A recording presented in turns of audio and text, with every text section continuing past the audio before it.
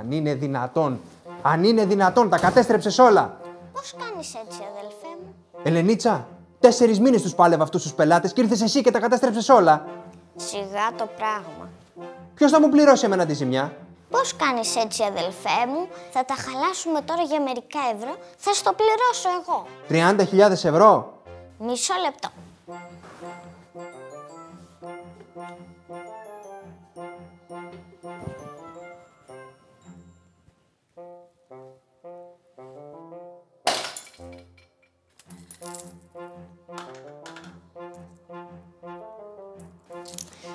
€2 και 54 λεπτά έχω.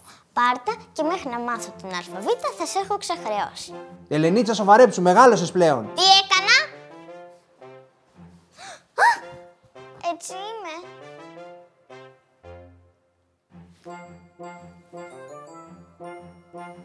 Όχι, παιδάκι είμαι ακόμα. Ελενίτσα, σοβαρέψου. Έχεις καταστρέψει κόσμο. Εμένα μου χάλασες τη δουλειά, ο παππούς δεν θέλει να ακούει για σένα. Γιατί?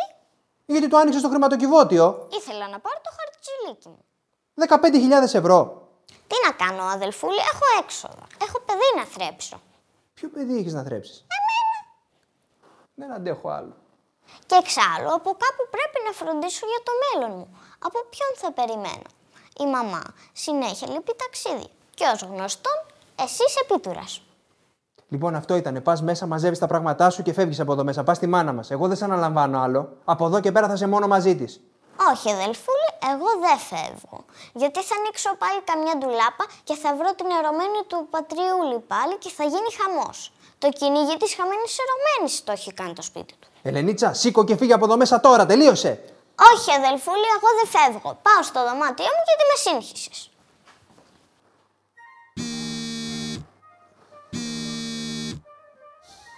Ναι. Έλα ρε ξαδέρφη, τι θέλεις κι εσύ? Όχι μωρέ, χάλασε μια δουλειά και είμαι έξαλλος. Τι έπαθε ο συνεργάτης σου? Τον παράτησε η γυναίκα του? Να σου πω, αυτός δεν είναι που να τζαμίσει και τσιγκούνης? Τι που το ξέρω, δεν είχε καταστρέψει το γαμήλιο γλέντι του φίλου μας του Τάκη? Ναι. Να σου πω, για πες του να έρθει εδώ, θα το φιλοξενήσουμε εμείς, έτσι να τον παρηγορήσουμε κιόλας. Ναι. Έγινε, τον περιμένω. Γεια. Τώρα θα δεις. Τώρα θα δεις που θα σου φέρω εδώ μέσα τον αρσενικό Ελενίτσα. Κάτσε να δεις τι έχει να γίνει.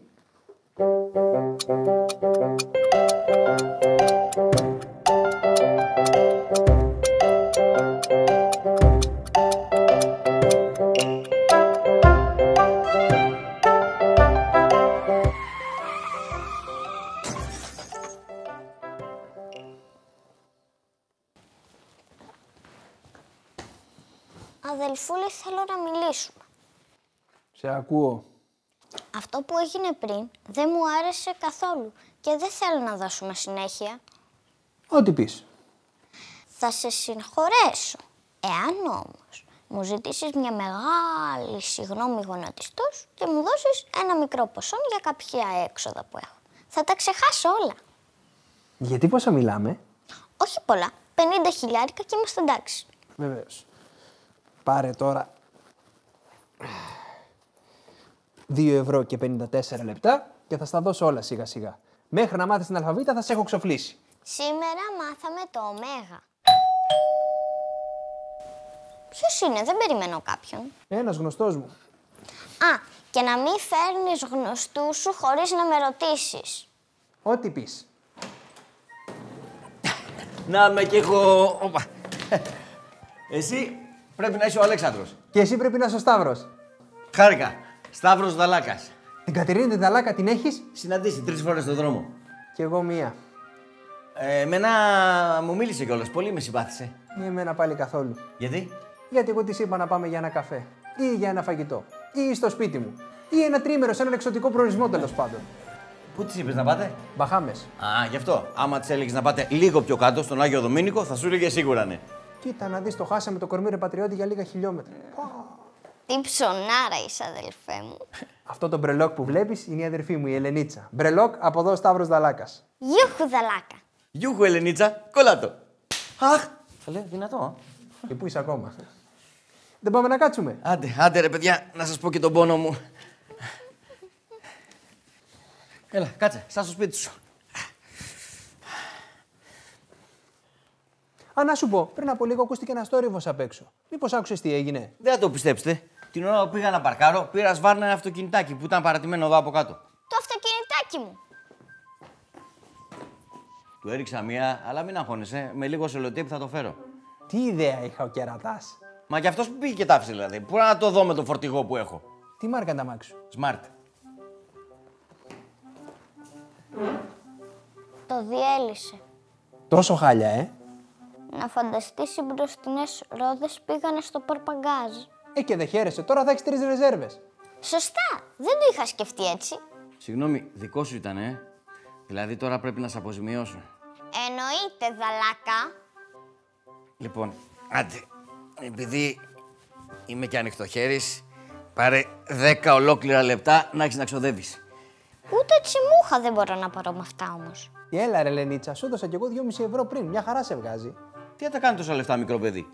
Αδελφούλη, τι δαλάκας είναι αυτός? Ελενίτσα, ντροπή. Για λέγε τώρα, τι έγινε με τη γυναίκα σου? Τι να σας πω, ρε παιδιά. Τι να σας πω, ούτε και εγώ κατάλαβα γιατί χωρίσαμε.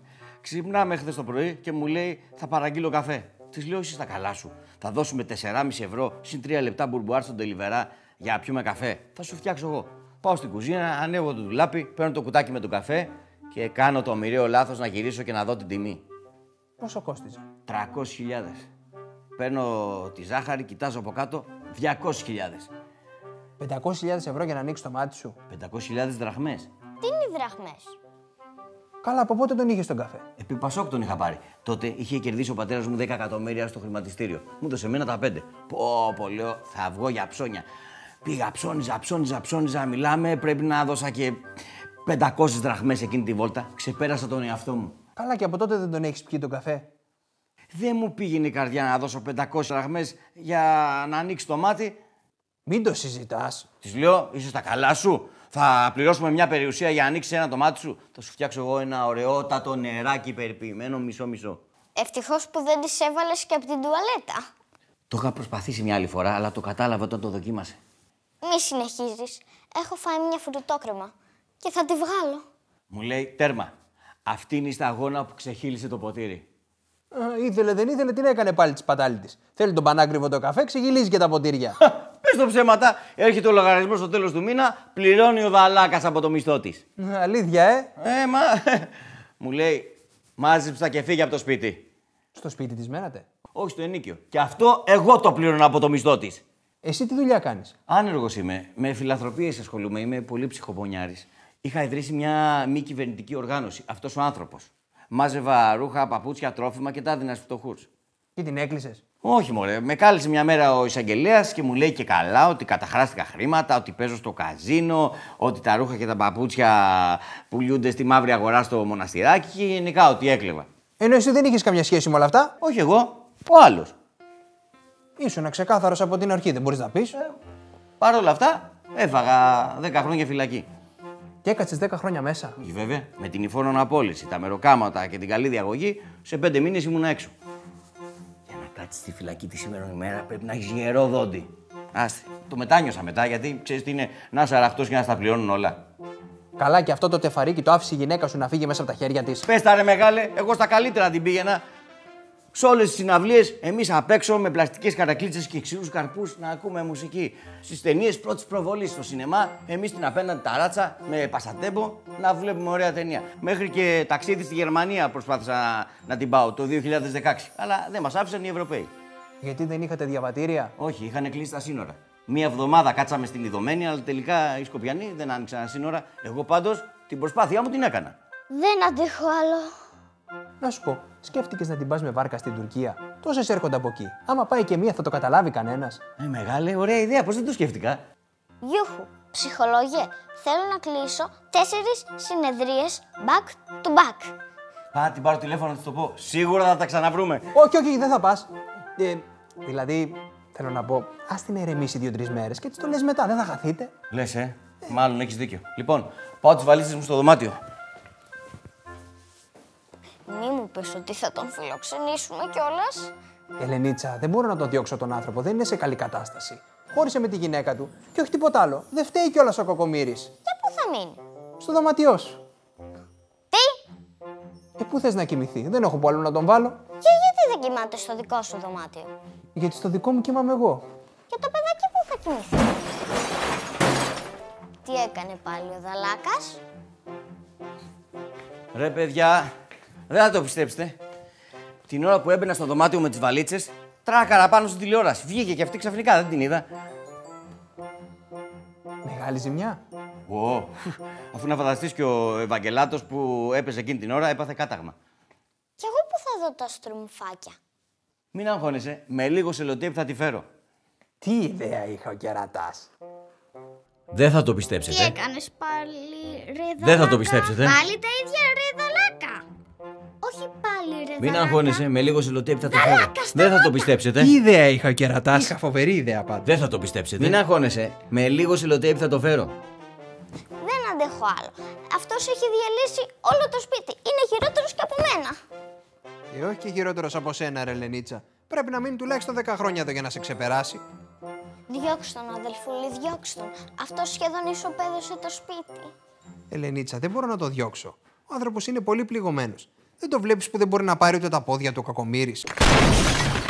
Τι έκανε πάλι ο Δαλάκας? Ρε παιδιά, δεν θα το πιστέψετε. Έτσι όπως έμπαινα στο δωμάτιό μου της Ελενίτσας, έπεσα πάνω στο σπίτι της Μπάρμπι. Το κατέστρεψες, ρε Δαλάκα. Μην αγχώνεσαι, με λίγο σελοτέιπ θα το φέρω. Ρε που φτάσαμε. Τι ιδέα είχα ο κερατάς. Τι εννοείς? Τίποτα. Λέω να πάμε έξω να σου κάνω το τραπέζι. Είσαι τα καλά σου, ρε, με τέτοια ακρίβεια. Θα μας γδίσουνε. Γιατί ρε, εσύ θα πληρώσεις, τι σε νοιάζει. Άμα είναι έτσι, ξέρω ένα καλό μαγαζί εδώ πιο κάτω. 120 ευρώ το κεφάλι. Γντέ. Ωραία, πάμε για σουβλάκια στη γωνία. Εγώ δεν θέλω τσικουνιές. Όταν πληρώνει ο άλλος, με πιάνουν τα κουβαρνταλίκια μου. Καλά. Κι άμα ξανασυναντήσεις την Κατερίνα την Δαλάκα στον δρόμο να με φωνάξεις.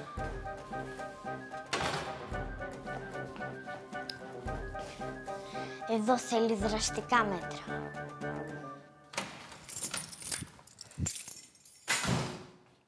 Τι ιδέα είχα ο κερατάς. Καλά την έχει κάνει τούρμπο την άλλη.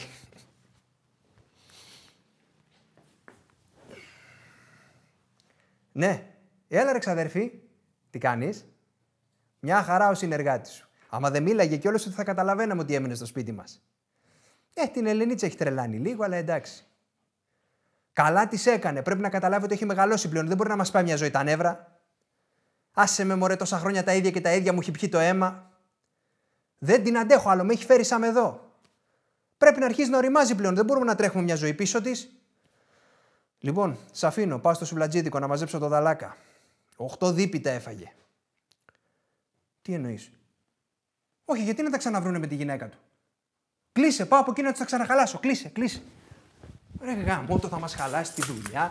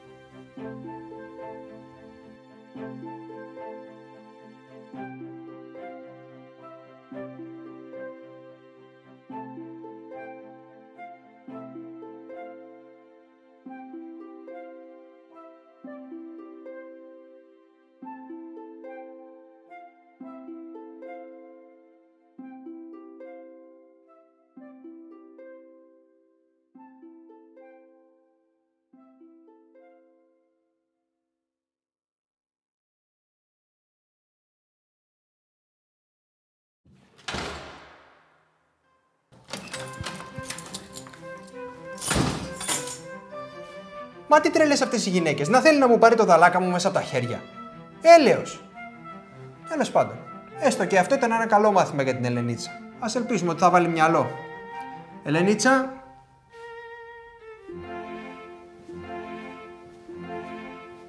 Ελενίτσα.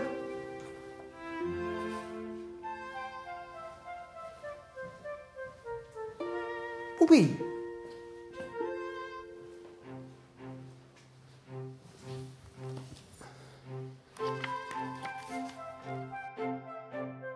Ευτυχώς που βρέθηκε το άτακτο παιδάκι, γιατί αυτή τη στιγμή θα κοιμόμουν σε χαρτό. Μπορεί να καθυστερήσαμε λίγο, αλλά τελικά φτάσαμε. Έτσι το παιδάκι έπρεπε να βρει τη λύση στο πρόβλημα και τη βρήκε. Εγώ αυτό το ένιωσα μια μέρα που τσακώθηκα με έναν Νεάντερταλ στο δρόμο. Σε τι περιβάλλον μεγαλώνω? Από τη μία τσακωμή της μαμάς, ένα παιδικό μου όνειρο, σημερινό δηλαδή, έγινε πραγματικότητα. Κάθε φορά που το σκέφτομαι μου έρχεται να κλάψω. Πραγματικά, ακόμα και τώρα δεν μπορώ να καταλάβω τι συνέβη. Κεφάλαιο 11. The End. Είμαι πολύ εκνευρισμένη. Ο αδελφούλης είπε πράγματα που η παιδική μου ψυχή δεν μπορεί να αντέξει. Γι' αυτό κι εγώ φεύγω οριστικά. Δεν θα με ξαναδεί ποτέ. Αυτό το ημερολόγιο κλείνει εδώ.